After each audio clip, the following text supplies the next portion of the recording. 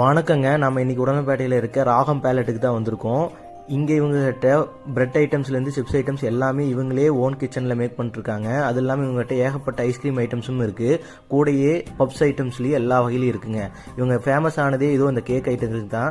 இவங்களோட ஆம்பியன்ஸ் எப்பவுமே சூப்பராக இருக்கும். ஒரு ஃபேமிலி வந்து ஈவினிங் வந்து செமையாக என்ஜாய் பண்ணிட்டு போகலாம். இவங்களோட ஒரு மெனு கார்டே புக்லெட் அளவுக்கு அடிச்சு வச்சிருக்காங்க.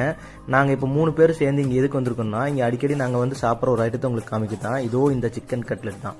எங்களுக்கு இது ரொம்ப பர்சனல் ஃபேவரட். இது ஒரு மஸ்ட் ட்ரை டிஷ்னே சொல்லலாம். அன்னைக்கு எதர்ச்சியாக நாங்கள் இன்னொரு டிஷ்ஷும் ஆர்டர் போட்டிருந்தோம். அதுதான் இந்த சில்லி சிக்கன். என்னடா சில்லி சிக்கனுக்கு இவ்வளோ பில்டப் கொடுக்குறீன்னு நினைக்காதீங்க.